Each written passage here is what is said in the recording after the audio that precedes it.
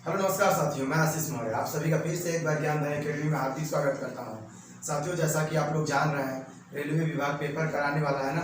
Railway विभाग paper कराने की तैयारी कर रहा है। हम लोग भी अब क्या करें, अपनी कमर कस लेना। किसके लिए साथियों? पेपर की खोपड़ी में क्या करने के लिए? छेद करने के लिए ना। तो चलिए ध्यान दीजिए साथियों, ये साइंस की सीरीज चल रही है और ये चौथा लेक्चर है ना। साइंस की सीरीज का क्या है साथियों? चौथा लेक्चर है। टोटल 15-20 लेक्चर होंगे और इसी में साइंस हम लोग क्या करेंगे, पूरी तरीके से निपटा देंगे ना। साइंस का क्या करेंगे साथियों? सुपड़ा साफ कर देंगे पूरा साइंस। कहीं से कोई क्वेश्चन पूछेगा ना, तुरंत उसका जवाब क्या करेंगे साथियों? खटाक से हम आंसर पेपर में क्या करेंगे, सही करके आ जाएंगे ना। रख हौसला वो मंजर भी आएगा ना, रख हौसला वो मंजर भी आएगा, प्यासे के पास खुद चलकर समंदर भी आएगा ना। हौसला रखिए, प्यासे के पास भी क्या होगा साथियों? समंदर चल कर आएगा।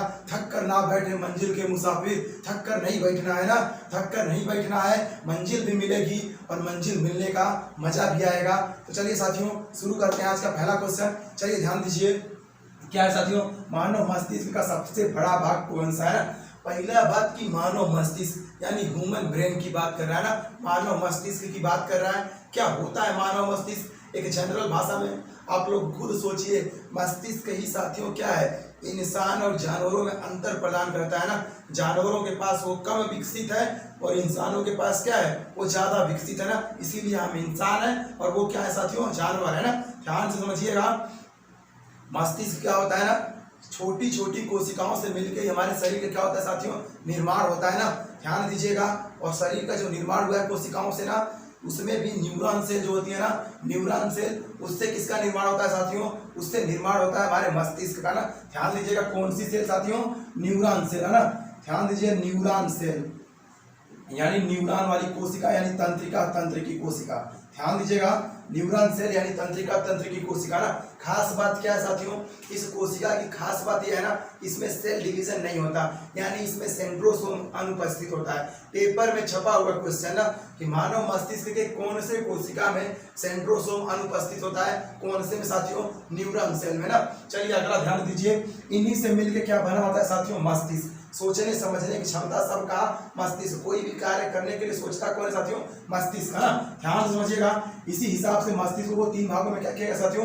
बांट दिया गया। कौन कौन सा भाग समझिएगा ना। एक साथियों अग्र मस्तिष्क, ध्यान से समझने की कोशिश करिएगा। 3 भागों में क्या किया गया? इसको बांट दिया गया। एक अग्र मस्तिष्क, दूसरा साथियों मध्य मस्तिष्क, मध्य मस्तिष्क, और थर्ड वाला साथियों ध्यान दीजिएगा पश्च मस्तिष्क। नाम से ही देख लीजिए ना, नाम से ही समझ लीजिए कि एक बीच में होगा भाग, एक आगे और एक पीछे वाला भाग। अग्र मस्तिष्क, मध्य मस्तिष्क और पश्च मस्तिष्क, 3 भागों में क्या किए? बांट दिए। अब ध्यान दीजिएगा, अग्र मस्तिष्क को भी कितने भागों में साथियों? 2 भागों में बांट दिया ना। ध्यान समझिएगा, अग्र मस्तिष्क को भी कितने भागों में? 2 भागों में। कौन कौन सा भाग साथियों?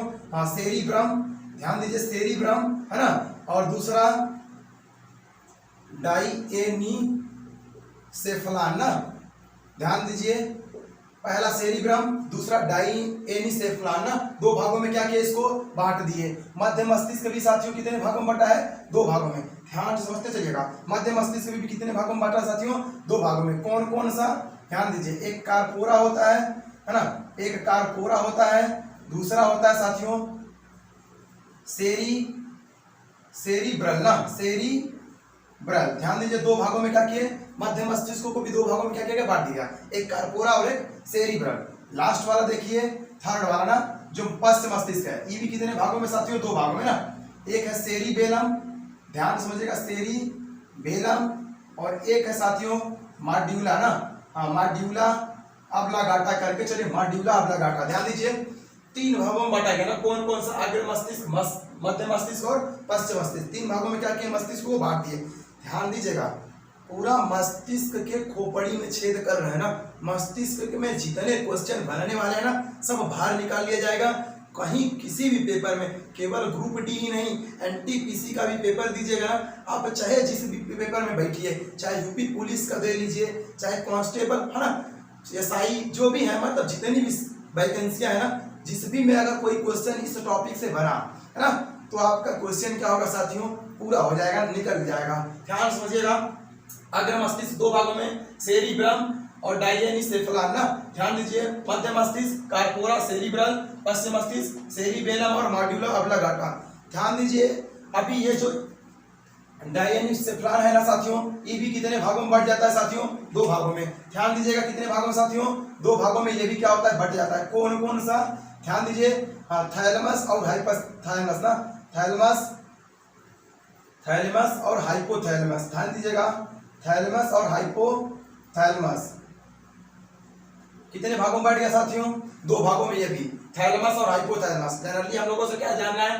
पेपर में देखिए पूछा हुआ क्वेश्चन कि अग्र मस्तिष्क के कितने भाग होते हैं साथियों? कितने? 2, सेरिब्रम और डायनेसेफ्लान ना। ध्यान दीजिए 2 भागों में क्या किए? बांट दिए गए। और इस डायनेसेफ्लान को भी कितने भागों में साथियों बांट दिया गया? 2 भागों में, थैलेमस और हाइपोथैलेमस। अब सबका एक कार्य समझ लेते हैं। पहला चीज की जो सेरिब्रम है ना, इसी को क्या कहते हैं साथियों? प्रमस्तिष्क। याद रखिएगा ये क्या है साथियों?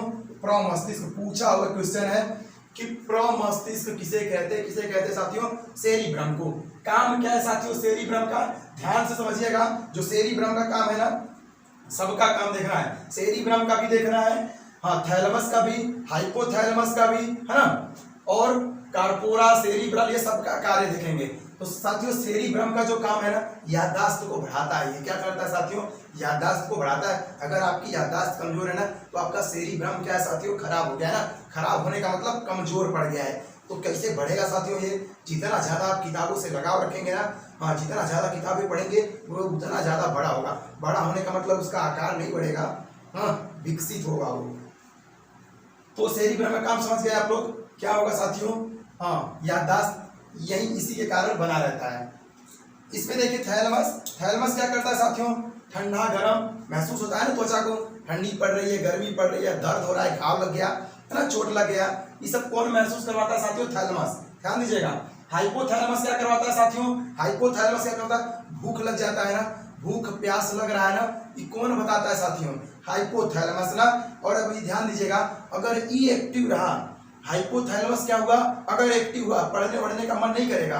ध्यान दीजिएगा, है ना, पढ़ने वढ़ने का मन नहीं करेगा। क्यों साथियों? क्योंकि अभी बताएं, भूख, प्यास, प्यार, मोहब्बत, ये सब कौन है साथियों? हाइपोथैलेमस ना।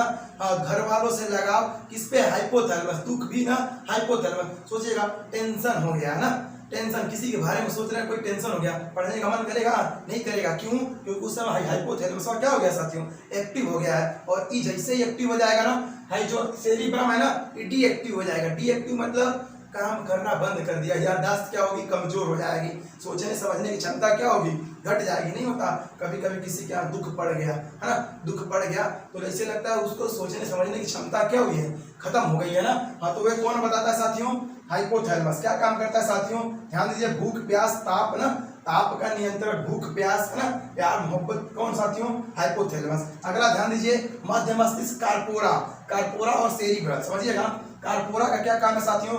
हाँ, जो सुनाई देता है ना और दिखाई जो देता है ना, वो कौन नियंत्रित करता है साथियों? उसको कार्पोरा नियंत्रित करता है ना। कार्पोरा के कारण सुनाई देना और दिखाई देना। सेरिब्रल क्या करता है साथियों? जो स्पाइनल कॉर्ड है ना, जो क्या है साथियों? स्पाइनल कॉर्ड यहाँ से लेके यहाँ वाली ना, यहाँ खोपड़ी से जुड़ा रहता है, मध्य मस्तिष्क वाले भाग से ही स्पाइनल कॉर्ड ना किससे जुड़ा रहता है साथियों? इसी सेरिब्रल से ना जुड़ा रहता है ना, उसी को मेरुरज्जु कहते हैं ना। मेरुरज्जु स्पाइनल कॉर्ड ना, उसी स्पाइनल कॉर्ड के बीच में क्या होती है? रस्सी जैसी पूरी आकृति होती है ना, नसें फैली रहती हैं, वह क्या होता है साथियों? मेरुरज्जु ना। ध्यान दीजिए, इसीलिए देखिए साथियों, ध्यान दीजिएगा, इसीलिए ना सेरिब्रल क्या करता है साथियों? सेरिब्रल जो होता है ना, ये पूरा मेरुरज्जु क्या किया रहता है साथियों? कनेक्ट करके रखता है ना। तो मेरुरज्जु किससे कनेक्ट रहता है? मस्तिष्क के कौन से भाग से? सेरिब्रल से। अगला देखिए, पश्च मस्तिष्क क्या है साथियों? सेरिबेलम और माड्यूला ऑब्लांगाटा ना। सेरिबेलम क्या करता है साथियों? बैलेंस बना के रखता है, यही ना, बैलेंस बनाता है। बैलेंस मतलब देखिएगा ना, कोई दारू वारू जब पी लेता है इंसान तो क्या होता है? लड़खड़ा के चलने लगता है, ढेंगला जाता है किधरों, है ना। क्यों? क्योंकि उसका सेरिबेलम क्या हो चुका है? गड़बड़ा गया है। यानी उसका जो बैलेंस करने वाला, शरीर को जो बैलेंस करके रखा है ना, उसका वही पार्ट क्या हुआ साथियों? गड़बड़ हो गया है। काम करना क्या किया है? बंद कर दिया है। अच्छा सोचिएगा, जो बच्ची बैलेंस कर रहा है वो काम करना बंद कर दे तो गड़बड़ा नहीं जाएगा? लगेंगे लड़खड़ाने नहीं, तो लड़खड़ा के क्या करता है? गठन में गिर जाता है। ध्यान दीजिएगा, तो सेरिबेलम क्या करता है साथियों? हाँ, शरीर को बैलेंस करके रखता है ना। हाँ, गड़बड़ाए ना, लड़खड़ाना नहीं है। माड्यूला ऑब्लांगाटा क्या करता है साथियों? ध्यान दीजिएगा, हाँ, श्वसन प्रक्रिया ना, श्वसन पाचन का कार्य कौन करवाता है साथियों? माड्यूला ऑब्लांगाटा ना। ध्यान दीजिएगा, श्वसन पाचन कौन कराता है? माड्यूला ऑब्लांगाटा। सब कुछ नोट करके लिख लीजिए करें ना। ध्यान दीजिए, अगर आप लिखने में मतलब थोड़ा जल्दी हम चल रहे हो, लिख नहीं पा रहे हो आप, तो वीडियो को रोक रोक के ना लिख लिया करिए। क्योंकि चीजें लिखेंगे तभी याद रहेंगी, नहीं तो फिर कुछ दिन बाद क्या होगा, भूल जाया करेगा ना। चलिए ध्यान दीजिए अगला। तो साथियों पूछा क्या है हम लोगों से कि मानव मस्तिष्क का सबसे बड़ा भाग कौन सा है। अभी हम बताएं कौन सा वाला साथियों, अग्र मस्तिष्क। देखिए क्या है, सबसे बड़ा भाग होता है। और अगर ऑप्शन में अग्र मस्तिष्क नहीं दिख रहा है तो क्या ढूंढेंगे आप लोग, सेरिब्रम, है ना, क्योंकि सबसे बड़ा भाग क्या है साथियों, सेरिब्रम, है ना। अब सेरिब्रम भी नहीं दिख रहा है तो क्या देख लेंगे आप लोग, प्रमस्तिष्क, है ना। ध्यान दीजिएगा तीनों ऑप्शन में से कौन सा दिख रहा है साथियों, देखिए सेरिब्रम दिख रहा है ना, सेरिब्रम क्या हो रहा है साथियों, दिख रहा है। और बाकी सबकी बात तो हम लोग कर लिए अभी ना, बाकी सबकी बात कर लिए। तो सेरिब्रम क्या हो गया साथियों, मस्तिष्क का सबसे बड़ा भाग हो गया।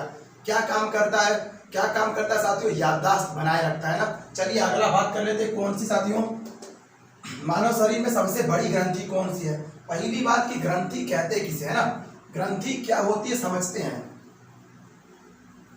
जहां से भी, है ना, शरीर का वैसा पार्ट ना या वैसा भाग जहां से कोई भी हार्मोन्स क्या हो रहा हो साथियों, रिलीज हो रहा हो ना, रिलीज हो रहा हो या निकल रहा हो या स्रावित हो रहा हो ना, क्या कहलाएंगे साथियों, ग्रंथियां कहलाएंगी।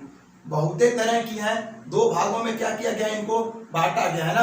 हाँ, बाह्य स्रावित ग्रंथि जो बाहर की तरफ कुछ स्रावित करती हैं, और अंतः स्रावित ग्रंथि जो अंदर की तरफ कुछ चीजें क्या करती हैं, स्रावित करती है ना। दो भागों में क्या किया गया, बांट दिया गया। मेन टारगेट क्या है कि सबसे बड़ी ग्रंथि कौन है, सबसे छोटी वाली ग्रंथि कौन है, कहाँ पाई जाती है, ठीक है।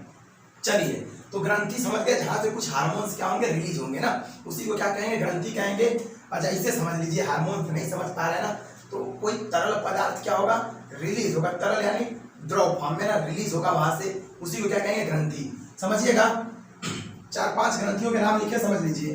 पीयूष ग्रंथि ना सबसे छोटी ग्रंथि, ध्यान दीजिएगा, सबसे छोटी ग्रंथि कौन सी है साथियों, पीयूष ग्रंथि ना। सबसे छोटी ग्रंथि कहाँ पे होती है साथियों, खोपड़ी यानी ब्रेन में, मस्तिष्क में होती है ना, मस्तिष्क में होती है। कौन सी ग्रंथि साथियों, पीयूष ग्रंथि।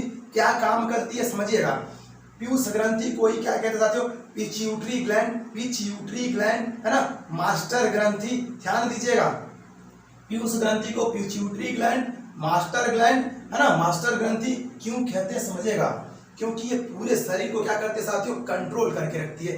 पूरे शरीर को तो कंट्रोल करके रखवा करती है, जितनी भी और ग्रंथियां है ना सबको कंट्रोल करके रखता है कौन साथियों, पीयूष ग्रंथि ना, इसीलिए इसको क्या कहा गया, मास्टर ग्रंथि। अब समझिएगा कहाँ पे साथियों, खोपड़ी में ना। एक हार्मोन्स इससे रिलीज होते हैं ना, 2-3 हार्मोन्स रिलीज होते हैं। कौन कौन से साथियों, एक वृद्धि हार्मोन, ध्यान दीजिएगा, वृद्धि हार्मोन।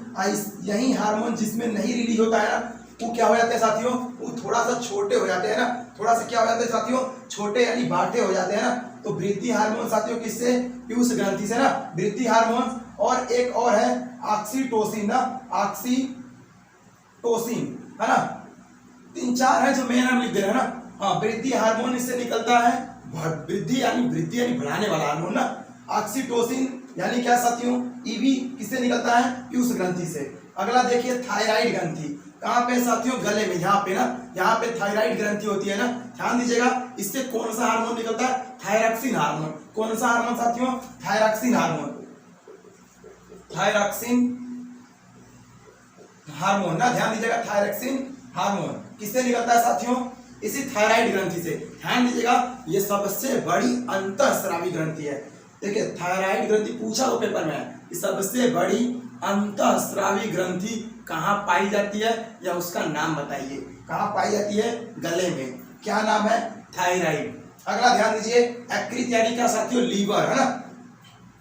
लीवर क्या है साथियों, सबसे बड़ी ग्रंथि ना, सबसे बड़ी ग्रंथि है। ध्यान दीजिएगा, अगर आपसे पूछ लेना सबसे बड़ी ग्रंथि कौन है, केवल जनरल आप क्या मारेंगे, लीवर, लेकिन वर्ड लगा दिया ना, सबसे बड़ी अंतःस्रावी ग्रंथि बताइए, तब थायराइड। ठीक, लास्ट देखिएगा। अच्छा, यकृत से कौन सा रस साथियों निकलता है, पित्त रस ना। पित्त रस का निर्माण कहाँ पे होता है साथियों, यकृत में, और स्टोर कहाँ पे होता है, पित्ताशय में। ध्यान दीजिएगा, पित्त रस स्रावित होता है यकृत से, स्टोर होता है पित्ताशय में। लिखते चलिएगा। हाइपोथैलेमस अभी जस्ट बताया ना, क्या काम करता है साथियों, भाई प्यार मोहब्बत वाली बात है ना, कौन करता है साथियों, हाइपोथैलेमस। ठीक है, और ये भी कहाँ पे साथियों, याद करिए ब्रेन, मस्तिष्क में ही छोटा सा पार्ट है ना, ध्यान दीजिएगा। ये जो पीयूष ग्रंथि है ना साथियों, अगर इसके आकार की बात करें तो मटर के दाने जितना, कितना साथियों, मटर के दाने जितना, इतना छोटा ग्रंथि है। चलिए, तो क्या पूछा साथियों, मानव शरीर में सबसे बड़ी ग्रंथि, तो कौन सा ऑप्शन सही होगा साथियों, कौन सा ऑप्शन सही होगा, यकृत ना, ध्यान दीजिए, यकृत क्या हो गया साथियों, सही हो गया। अगला ध्यान दीजिए, क्योंकि सबसे बड़ी, अगर यही पूछ लेता सबसे बड़ी अंतःस्रावी क्या मारते साथियों, थायराइड मारते। अगला ध्यान दीजिए, अगला ध्यान दीजिए, पेड़ पौधों में जाइलम मुख्यतः किसके लिए जिम्मेदार है, पेड़ पौधों में जाइलम किसके लिए क्या है साथियों, जिम्मेदार है। जाइलम क्या होता है समझ लीजिए ना, जाइलम क्या होता है, एक लाइन में पहले समझ लीजिए। जाइलम क्या है साथियों, ऊतक है ना, ऊतक है। ऊतक क्या होते हैं, कोशिकाओं के समूह को क्या कहते हैं, ऊतक कहते हैं ना। पेड़ पौधों में दो प्रकार के ऊतक होते हैं, कितने प्रकार के साथियों, दो प्रकार के। पहला वाला विभोज्य ऊतक, यानी जो विभाजित होंगे ना, जो बटेंगे, और दूसरा क्या साथियों, स्थायी ऊतक। और स्थायी ऊतक के भी कितने प्रकार साथियों, दो प्रकार ना, एक सरल स्थायी ऊतक और दूसरा जटिल ऊतक। ध्यान दीजिएगा, सरल स्थायी ऊतक और जटिल ऊतक। जटिल ऊतक के भी कितने भाग हैं, दो भाग है ना, ध्यान दीजिएगा। जटिल ऊतक के कितने भाग है, दो भाग है। कौन कौन सा साथियों, ध्यान दीजिए, एक जाइलम, एक जाइलम और दूसरा साथियों फ्लोएम। कौन कौन सा, जाइलम और फ्लोएम ना। जाइलम क्या करता है साथियों, जल तथा खनिज लवण, जल तथा खनिज लवण का क्या करता है साथियों, हाँ, जाइलम क्या करता है साथियों, जल तथा खनिज लवण का क्या करता है, परिवहन करता है ना। और फ्लोएम क्या करता है साथियों, भोजन का परिवहन करता है। ध्यान दीजिएगा, भोजन का परिवहन कैसे याद रखिएगा, ज और ल, ज से याद रखिएगा जल, ल से याद रखिएगा खनिज लवण, है ना। फ्लोएम फूड, फूड मतलब भोजन, फ से फ्लोएम भोजन याद रखिएगा। तो क्या पूछा है साथियों, तो जाइलम का काम है जल तथा खनिज लवण का परिवहन करना, फ्लोएम का काम है भोजन का परिवहन करना। ध्यान दीजिए, पूछा पेड़ पौधों में जाइलम मुख्यतः किसके लिए जिम्मेदार है, किसके लिए साथियों, आहार वहन करने के लिए, गलत बात है ना, आहार यानी भोजन, ये इसके लिए नहीं है। अमीनो अम्ल, गलत बात। किसका वहन साथियों, जल का वहन। तो क्या लगा देंगे ऑप्शन साथियों, जाइलम का काम है जल का क्या करना साथियों, वहन करना ना। हाँ, तो ये कुछ इंपॉर्टेंट क्वेश्चन जीव विज्ञान के थे। अभी केमिस्ट्री के भी कुछ इंपॉर्टेंट क्वेश्चन देखते हैं ना। अगला क्वेश्चन देखिए, प्रयोगशाला में संश्लेषित किया जाने वाला पहला प्रथम यानी प्रथम कार्बनिक यौगिक था। पहली बात ना ध्यान दीजिए कि जो प्रयोगशाला में ना, प्रयोगशाला यानी लेबोरेटरी में ना, ध्यान दीजिए, सबसे पहले है ना, सबसे पहले कौन सा कार्बनिक यौगिक बनाया गया था। ध्यान दीजिएगा, कार्बनिक यौगिक कौन सा साथियों, यह ना ध्यान समझिएगा, कौन सा, यूरिया ना। सबसे पहले बनाए जाने वाला कार्बनिक यौगिक कौन सा था साथियों, यूरिया। फॉर्मूला की अगर बात करें ना, यूरिया के सूत्र की बात करें तो क्या लिखते हैं साथियों, NH2CO NH2 ना। ध्यान दीजिए, ये क्या है साथियों, यूरिया का फार्मूला है, केमिकल फार्मूला यूरिया का है। अब ध्यान दीजिएगा ना, यूरिया की बात कर रहे हैं, सबसे पहला बनाए जाने वाला कार्बनिक यौगिक है। ध्यान दीजिएगा, NH2CO NH2, कितना मात्रा में इसमें नाइट्रोजन होती है, ध्यान से देखिएगा। नाइट्रोजन की प्रतिशत मात्रा की अगर बात करें ना, तो ये कितना होता है साथियों, लगभग 46% ना। हाँ, यूरिया में जो नाइट्रोजन की मात्रा होती है वो कितनी होती है साथियों, लगभग कितना, 46%। फार्मूला क्या है साथियों, NH2CO NH2, ध्यान से देखिएगा, फार्मूला NH2CO NH2, नाइट्रोजन की मात्रा कितनी है साथियों, 46%। सबसे पहले बनाए जाने वाला कार्बनिक यौगिक यूरिया। मेथेन गैस को क्या कहते हैं, मार्स गैस ना। फार्मूला क्या होता है, CH4 है ना, मेथेन गैस, इसको मार्स गैस कहते हैं। अगर इसका स्रोत की बात करेंगे, सबसे ज्यादा मात्रा में कहाँ से मेथेन गैस निकलती ना, तो जो धान की खेत की कटाई होती है ना, जब धान का खेत में कटाई होती है ना, उस समय सबसे ज्यादा मेथेन गैस उसी जगह से निकलती है। एसिटिक एसिड को क्या कहते हैं साथियों, हाँ, सिरका है ना। सिरका क्या है साथियों, एसिटिक एसिड। फार्मिक एसिड, ध्यान दीजिएगा, फार्मिक एसिड ना, हाँ, जो बिच्छू डंक मार होता है, जो चींटी काट लेती है ना, उसी के डंक में कौन सा एसिड पाया जाता है, फार्मिक अम्ल ना। ध्यान दीजिएगा, अगला ध्यान दीजिए, कार्बन का क्रिस्टलीय अपरूप नहीं है। पहली बात ना कि कार्बन क्या होता है, ध्यान से समझिएगा, कार्बन क्या होता है साथियों, कार्बन का प्रतीक होता है C। परमाणु क्रमांक कितना होता है साथियों, 6। द्रव्यमान संख्या कितना होता है साथियों, 12। कितने अपरूप है इसके, 2 अपरूप है, एक कार्बन 12 और एक कार्बन, हाँ, 2 समस्थानिक। ध्यान दीजिएगा साथियों, कितने समस्थानिक है इसके, 2 समस्थानिक। अपरूप कितने अभी बता रहे हैं ना, अपरूप टोटल 3 है। है ना। दो होते हैं क्रिस्टली, और क्रिस्टली को भी कितने भागों में बांटा गया, 3 भागों में। अभी समझा रहे हैं। पहले देखिए कार्बन क्या होता है साथियों। कार्बन एक तत्व है, आवर्त सारणी में इसका स्थान 6वें नंबर पे है, यानी 6वां स्थान, परमाणु क्रमांक 6, द्रव्यमान संख्या 12। कितने समस्थानिक इसके, 2 समस्थानिक, एक कार्बन 12 और एक कार्बन 14। ध्यान दीजिएगा, इसी कार्बन 14 का उपयोग कहाँ करते हैं साथियों, कार्बन डेटिंग प्रणाली ना, कार्बन डेटिंग प्रणाली में इसी का क्या करते हैं साथियों, उपयोग करते हैं। किसका साथियों, कार्बन 14 का ना। ध्यान समझिएगा, कार्बन डेटिंग प्रणाली क्या होती है साथियों, जो बहुत पहले क्या थे साथियों, सजीव थे ना, आज क्या हो गए हो, आज निर्जीव अवस्था में पड़े हो, यानी जो जीवों के अंश बचे हैं ना, अंश जो पहले सजीव थे, जैसे हड्डी हो गया है ना, ये सब अंश होते हैं जीवों के, उसी की क्या करते हैं साथियों, उन्हीं से इसी प्रणाली का उपयोग करके, इसी कार्बन का उपयोग करके क्या करते हैं, उनकी आयु बताते हैं ना, कि वो कितना पुराना साल जीवाश्म या कंकाल है ना। ध्यान दीजिएगा, तो कार्बन डेटिंग प्रणाली क्या होती है साथियों, जीवाश्मों की आयु निर्धारित करने की एक प्रणाली है। अब अपरूप क्या होते हैं समझ लीजिए। कार्बन प्रकृति में जिन रूपों में पाया जाता है ना, कार्बन के अपरूप कहलाते, एक होता है क्रिस्टली, दूसरा होता है अक्रिस्टली। ध्यान समझिएगा, एक क्या होता है साथियों क्रिस्टली, और एक क्या होता है साथियों अक्रिस्टली ना। यहाँ ध्यान दीजिए, एक होता है क्रिस्टली और एक होता है साथियों अक्रिस्टली, है ना। 2 प्रकार के अपरूप हैं क्रिस्टली में साथियों, कितने हैं, 3 ना, एक हीरा, दूसरा साथियों ग्रेफाइट, और तीसरा साथियों फुलरिन ना। हाँ, फुलरिन पेपर में पूछा हुआ क्वेश्चन क्या, कि फुलरिन के खोजकर्ता कौन थे, तो कौन थे साथियों, बकमिनिस्टर फुलरिन ना, उन्हीं के नाम पे रख देगा, बकमिनिस्टर फुलरिन, बक वाला है ना, बकमिनिस्टर फुलरिन। और यही क्या है कार्बन साथियों, कार्बन 60 ना। हाँ, कार्बन 60 यानी फुलरिन में कुल 60 कार्बन परमाणु होते हैं, जो एक बॉल, फुटबॉल देखे ना, फुटबॉल जैसा आकृति में जुड़े रहते हैं ना, तो ये हो गया फुलरिन। ध्यान दीजिए, हीरा, इसमें साथियों विद्युत धारा नहीं बहता। ध्यान दीजिएगा, विद्युत धारा नहीं बहता है ना, इसमें साथियों विद्युत धारा, ग्रेफाइट में विद्युत धारा क्या होती है साथियों, बहती है ना, इसमें बहती है और इसमें साथियों नहीं बहती है। ध्यान दीजिएगा, प्रकृति में पाए जाने वाला सबसे कठोर पदार्थ कौन सा है साथियों, हीरा ना। ध्यान दीजिएगा, यहाँ पे क्रिस्टलीय अपरूप साथियों कितने हो गए, 3, हीरा, ग्रेफाइट और फुलरिन। अगला अक्रिस्टली में सुगर, चारकोल, लकड़ी ना, कोयला, ये सब क्या है साथियों, अक्रिस्टलीय अपरूप है।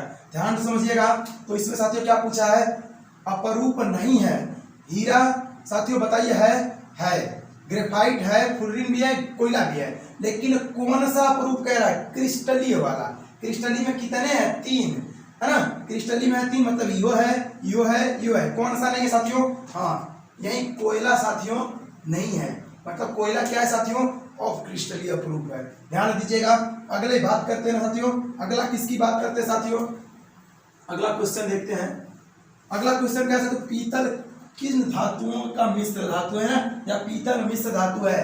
ध्यान दीजिएगा, पीतल, कांसा ना, ये सब क्या है साथियों, मिश्र धातु है।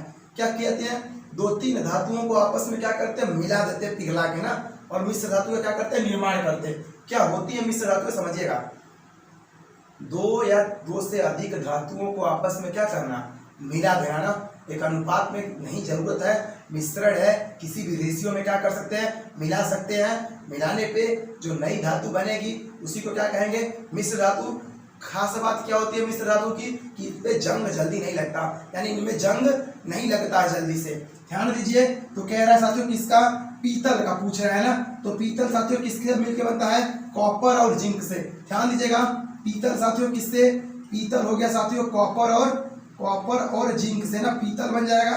ध्यान दीजिए, पीतल का क्या बनता है साथियों, पीतल का क्या बनते हैं साथियों, बर्तन ना। हाँ, बर्तन, जो मंदिरों में घंटे लटकते हैं ना, वो भी किसके होते हैं साथियों, पीतल के।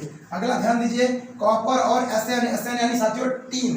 ध्यान दीजिएगा, एसएन यानी क्या, टीन। इसका क्या बनता है साथियों, कांसा ना। हाँ, ब्रॉन्ज यानी कांसा।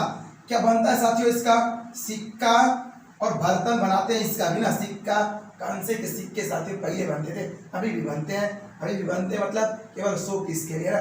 ध्यान दीजिएगा, हाँ कहाँ बनता है, ध्यान दीजिए, जो ब्रॉन्ज मेडल नहीं जीतता तो इंसान दूसरा नंबर वाला, तीसरा नंबर, पहला हो गया गोल्ड, दूसरा हो गया सिल्वर, तीसरा हो गया ब्रॉन्ज मेडल ना। हाँ, यही इसी मेडल वही सिक्का है ना। ध्यान दीजिएगा, और कॉपर जिंक और निकिल ना साथियों ध्यान दीजिएगा, कॉपर जिंक निकिल ना जर्मन सिल्वर। पेपर में पूछा हुआ क्वेश्चन है कि जर्मन सिल्वर में कौन सी धातु नहीं पाई जाती। ऑप्शन में दे देगा सिल्वर, अब बट देखिए क्या सिल्वर है क्या, कॉपर जिंक निकिल से बनता है, इसमें सिल्वर नहीं है, है ना, सिल्वर दे देता है। और लड़के क्या करते हैं ना, उनको लगेगा कि जर्मन सिल्वर है, जरूर सिल्वर होगा, सिल्वर पे क्या करेंगे ऑप्शन मार देते, लेकिन नहीं है, कॉपर जिंक और निकिल से बनता है साथियों क्या, जर्मन सिल्वर। क्या काम है इसका, अरे वही सिल्वर वाले बर्तन ना, सिल्वर वाले बर्तन जो मिलते हैं मार्केट में वही बनाते हैं।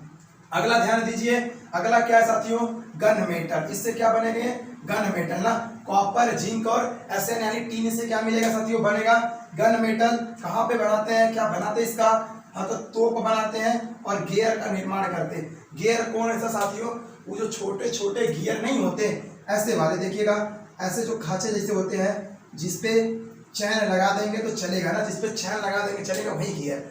किसका बनाते साथियों, ये गन मेटल का, है ना। 4-5 ये इंपॉर्टेंट थे, पीतल, कांसा, जर्मन सिल्वर, गन मेटल। पूछता है पेपर में, तो चारों को हम इसी ऑप्शन में ले लिए। तो ध्यान दीजिए, पीतल साथियों किसका हो गया, मिश्र धातु, कॉपर और जिंक का ना, ध्यान दीजिएगा।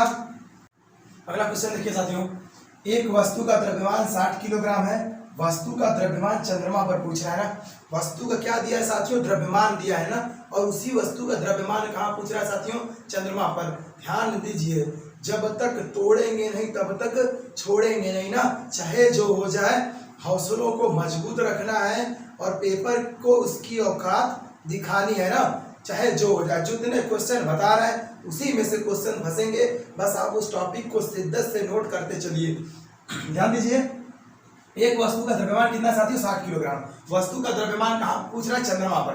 पहली बात ना, क्या पूछ रहा है, द्रव्यमान, और हम आपको बताए हैं, अब नहीं बताया तो सुन लीजिए ना, नहीं पता तो जान लीजिए कि किसी भी वस्तु का द्रव्यमान ब्रह्मांड के कौनों कोने में चले जाएंगे ना, नहीं बदलेगा किसी भी कोने में, लेकिन अगर भार पूछ देता जो चेंज हो जाता। ध्यान समझिएगा, द्रव्यमान साथियों नहीं बदलता ना, द्रव्यमान नहीं बदलता, भार बदल जाता है। भार बराबर सूत्र क्या होता है साथियों, द्रव्यमान अगुणित गुरुत्वीय त्वरण। ध्यान दीजिएगा, गुरुत्वीय त्वरण, द्रव्यमान को किससे लिखते हैं साथियों, यम से, गुरुत्वीय त्वरण को छोटका जी से, भार को साथियों डब्लू से ना, डब्लू बराबर यम गुणित जी। ध्यान दीजिएगा, भार क्या होता है समझिए, पृथ्वी किसी वस्तु को कहाँ खींचती है साथियों, नीचे की ओर ना, फेंकेंगे जैसे ऊपर नीचे चला आएगा। कमेंट बॉक्स में आप लोग ये क्वेश्चन का आंसर छापिएगा तो, कि कब किसी पिंड को कितने वेग से ऊपर फेंक देंगे वो फिर लौट के नहीं आएगा, चला जाएगा, परमानेंटली चला जाएगा, फिर लौट के नहीं आएगा।